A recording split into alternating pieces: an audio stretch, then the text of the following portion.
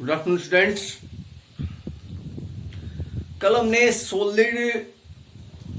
ठोस, द्रव और गैस के गुण पढ़े थे, उनमें अंतर भी पढ़ लिया था। अब कल आपको बता कि ठोस पदार्थ अपना आकार बदलते नहीं है, ठोस पदार्थ को संपीड़ित नहीं किया जा सकता, बल लगाने पर वे टूट सकते हैं, अपने आकृति में कोई परिवर्तन नहीं करते। तो फिर रबड़ का कोई छिल्ला लेके हम ऐसे खींच के लंबा हो जाता है, आकार तो बदल गया। तो क्या रबड़ ठोस पदार्थ है या नहीं है? क्योंकि आकार बदलता नहीं है ठोस का। ये ठोस पदार्थ है,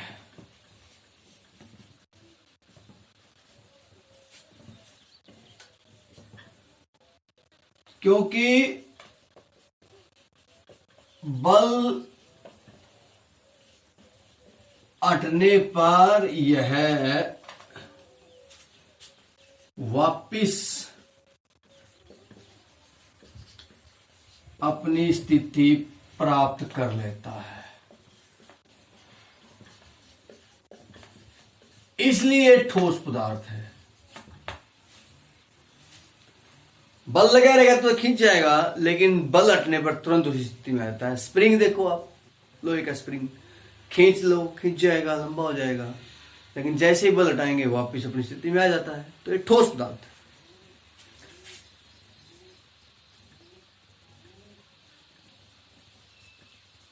नमक और चीनी हमने इनको ठोस पदार्थ बताया था, लेकिन डिब्बे में डालते हैं हम तो उसी डिब्बे का आकार ले लेते हैं ये, जबकि ठोस पदार्थ तो अपना आकार बदलते नहीं है, अपनी आकृति बदलते नहीं।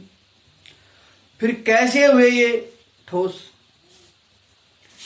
सही है कि नमक और चीनी डब्बे में डालने, जिस भी डिब्बे में डालते हैं उसी का आकार ले लेते हैं, लेकिन इनके जो क्रिस्टल हैं,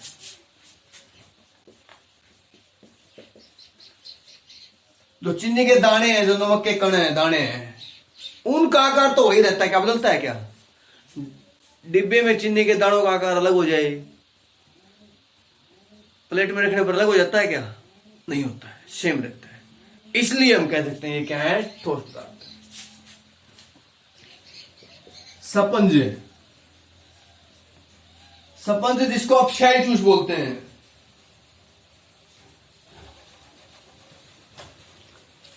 ये भी ठोस है क्या? है या नहीं है? बोलो। क्योंकि हमने पढ़ा था ठोस पदार्थ को दबाया नहीं जा सकता, संपीड़ित नहीं कर सकते हैं, जबकि स्पंज, शाही जूस, गलीचा जिसको हम बोलते हैं, उसको दबा सकते हैं, दब जाता है। तो कैसे कहेंगे ठोस है? फिर भी हम कहेंगे ठोस है। क्यों? क्योंकि इसके अंदर छिद्र होते हैं,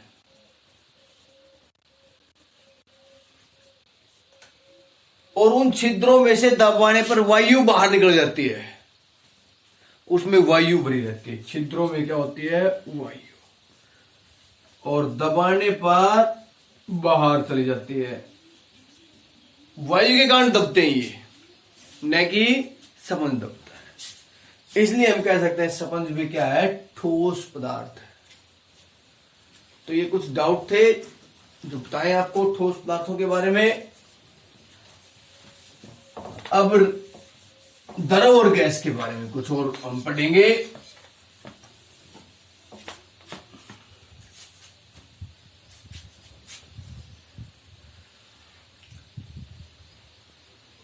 एक गिलास लेके उसमें आप एक गिलास पानी के अंदर, जल के अंदर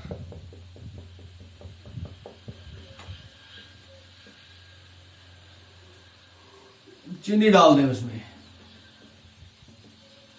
चीनी रख दें उसको ऐसे ही। कुछ समय बाद आप क्या देखोगे? वो चीनी बिना मिलाए भी अपने आप उसमें मिल जाती है। इसको बोलते हैं विसरण।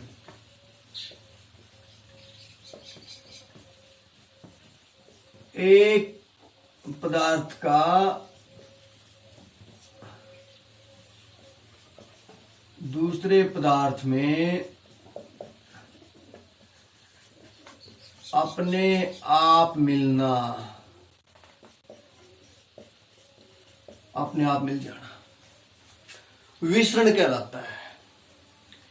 ठोस पदार्थों में विसरण नहीं होता है। चीनी और नमक को रखो, क्या अपने आप मिल जाएंगे? नहीं मिलेंगे। चीनी के ऊपर नमक डाल दो, नमक ऊपर रहेगा, चीनी नमक के ऊपर डाल दो, चीनी ऊपर रहेगी। लेकिन पानी के अंदर, एक गिलास पानी के अंदर नमक या चीनी डालो आप, बिल्कुल मिल जाएगा। तो द्रव पदार्थों में विसरण होता है, और जो गैस है उनमें तो विसरण की दर सबसे अधिक है। सबसे अधिक विसरण होता है गैसों में। जैसे वायु के अंदर धुआं में भी गैस है, पूरा कुछ समय बाद वायुमंडल में मिल जाता है, पता ही नहीं चलता कहां गया, अपने आप मिल जाता है वायु के अंदर। तो विसरण होता है उसमें। बड़ा सिंपल सा एग्जांपल है इसका, विसरण का। कमरे में एक कोने में अगरबत्ती जला रखी है, बाहर बैठे व्यक्ति को पता चल जाता है कि अगरबत्ती जल रही है। कैसे पता चलता है? विसरण के कारण। अगरबत्ती के जो कण है वायु में विस्तृत हो जाते हैं, मिल जाते हैं, और वो गतिज ऊर्जा के कारण हमारे तक पहुंच जाते हैं, तो हमें पता चल जाता है कि भी अगरबत्ती जल रही है। पड़ोसी के घर में हलवा बन रहा है, पता चल जाता है कि भी आज क्या बन रहा है पड़ोसी के, क्योंकि वहां से कण हमारे तक पहुंच जाते हैं। हलवे के जो कण है वो गतिज ऊर्जा होती है गर्मा गर्म खाने में, तो वो कण वायु में विस्तृत होकर हमारे तक पहुंच जाते हैं, तो हमें पता चल जाता है। ऐसे एक क्वेश्चन आता है कि अभी गर्मा गरम जो खाने की महक है, महक सुगंध कह सकते हो, दूर से ही मिल जाती है,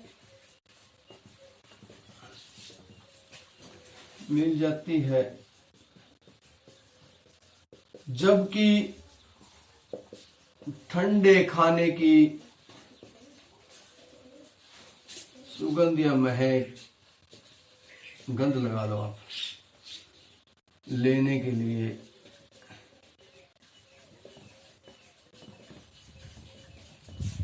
उसके पास जाना पड़ता है।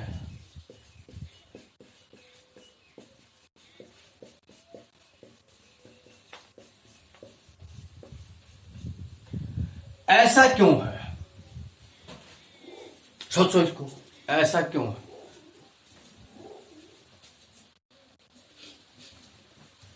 किस लिए होता है ऐसा? ये विसरण के कारण ही है। गर्म खाने के कणों के पास गतिज ऊर्जा होती है। क्या होती है? गतिज ऊर्जा, जिसके कारण वायु में विस्तृत होके हमारे तक पहुंच जाते हैं, दूर से ही हमें महक का पता चल जाता है। जबकि ठंडे खाने के कणों के पास इतनी ज्यादा गतिज ऊर्जा नहीं होती है, जिसके कारण वो हमारे तक नहीं पहुंच पाते, वायु में कम विस्तृत होते हैं।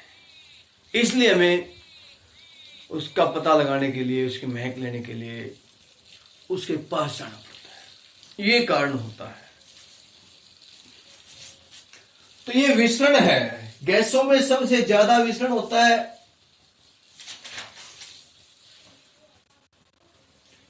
अत्यधिक तीव्र गति से गैसों के कण गति करते हैं।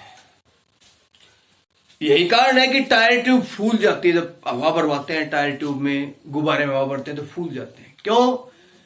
क्योंकि वो जो गैस के कण हैं वो गुब्बारे की, टायर ट्यूब की दीवार से टकराते हैं, टकरा के उन पर बल लगाते हैं, और बल लगने पर वो क्या होता है? फूल जाते हैं।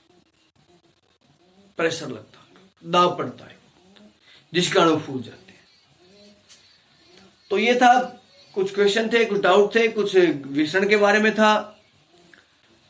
अब आगे हम डिस्कस करेंगे क्या पदार्थ अपनी अवस्थाओं को बदल सकते हैं। भाई पदार्थ की 3 अवस्थाएं बताई थी आपको, ठोस, द्रव और गैस, 3 अवस्थाएं थी।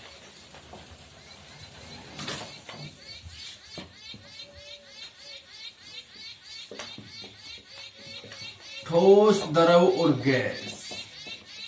तो क्या ठोस को द्रव में, द्रव को गैस में, क्या गैस को द्रव में, द्रव को ठोस में, या ठोस को गैस में, या गैस को ठोस में? क्या इनको ऐसे बदला जा सकता है? क्या पदार्थ की अवस्थाएं बदल सकती हैं? तो ये हम कल पढ़ेंगे। आज के लिए इतना ही, धन्यवाद।